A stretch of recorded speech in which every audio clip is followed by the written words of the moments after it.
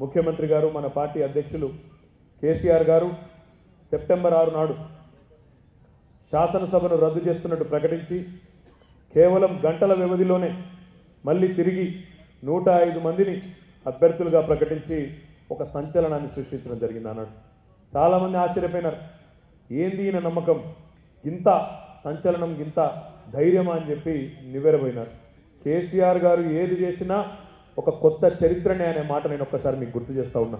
ఒక ఉద్యమానికి శ్రీకారం చుట్టి ఆ ఉద్యమ ఫలితాన్ని కూడా ప్రజలకు చూపెట్టి మళ్ళీ తిరిగి అదే రాష్ట్రానికి ముఖ్యమంత్రి అయి మళ్ళీ రెండోసారి ముఖ్యమంత్రి కావడం అంటే ఇది దేశ చరిత్రలోనే ఒక రికార్డ్ అనే మాటను కూడా నేను మీకు సందర్భంగా విజ్ఞప్తి చేస్తూ ఉన్నా. కేసీఆర్ గారు వారి నాయకత్వాన్ని ఈరోజు రెండవసారి ప్రజలు ఇంత పెద్ద ఎత్తున ఆమోదించినారంటే మన విజయం మొన్న ఎంత పెద్ద విజయమో ఒక్కసారి ఆలోచించవలసిన అవసరం ఉంది.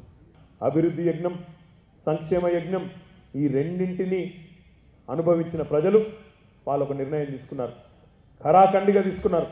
ఈ నాయకుడైతేనే మేం బాగుంటాం, కేసీఆర్ నాయకత్వంలోనే బంగారు తెలంగాణ సాధ్యమనే నిర్ణయం తీసుకున్న తర్వాత ఇంకెక్కడ కూడా చూడలేదు.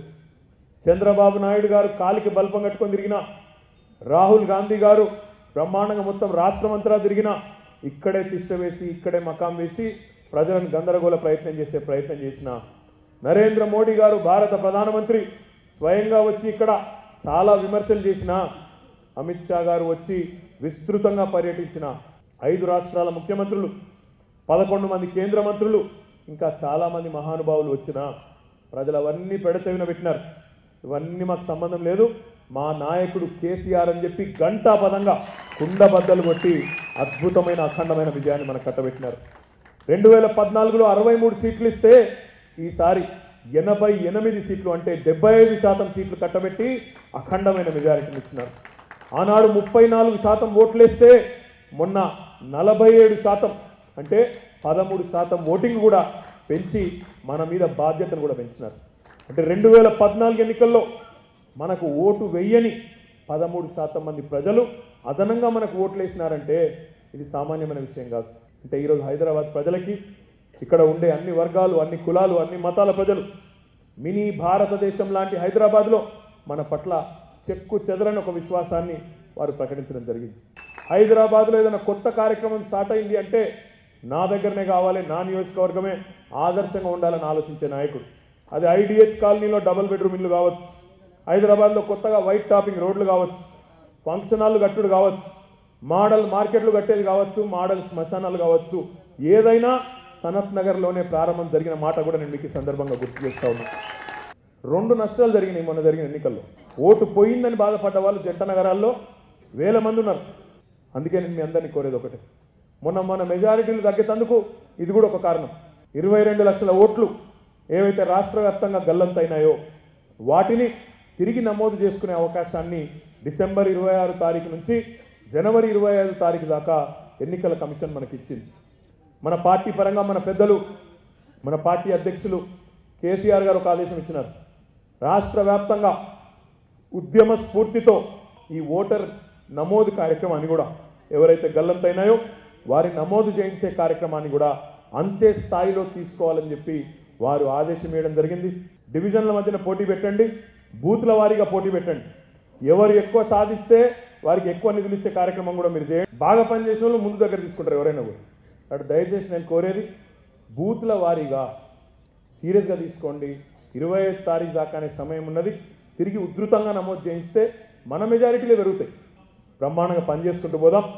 పేద ప్రజలు మన మీద పెట్టిన విశ్వాసాన్ని, వారు మన మీద ఉంచిన నమ్మకాన్ని దయచేసి కాపాడుకుందామనే విషయాన్ని నేను విజ్ఞప్తి చేస్తూ ఉన్నాను.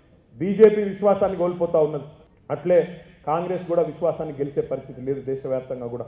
అందుకే ఒక్కొక్క పార్లమెంటు సీటే రేపు కీలకం కాబోతా ఉన్నది.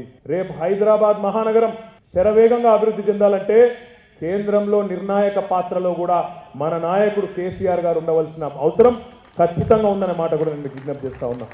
16 మంది పార్లమెంట్ స్థానాలను కనుక మనం గెలుచుకున్నట్టయితే ఒక నిర్ణయాత్మకమైన పాత్రలో టీఆర్ఎస్ పార్టీ ఉండే అవకాశం ఉంటుంది. సనత్ నగర్ నియోజకవర్గం అన్నిట్లో హైదరాబాద్లో నెంబర్ 1గా ఉన్నది.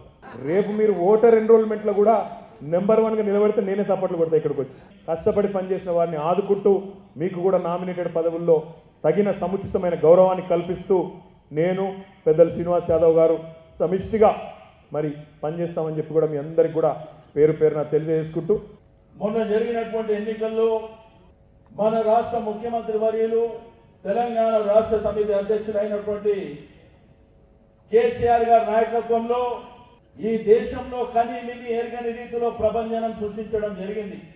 భారతదేశ రాజకీయ చరిత్రలో ఒక ప్రభుత్వంగా ఒక పార్టీగా ముందస్తు ఎన్నికలకు పోయినటువంటి ఇందిరాగాంధీ గారు, ఎన్టీ రామారావు గారు, లేకపోతే రాష్ట్రంలో దేశంలో ఉన్న నాయకులు కూడా ఓడిపోయినటువంటి విషయం మనందరికీ తెలిసిందే.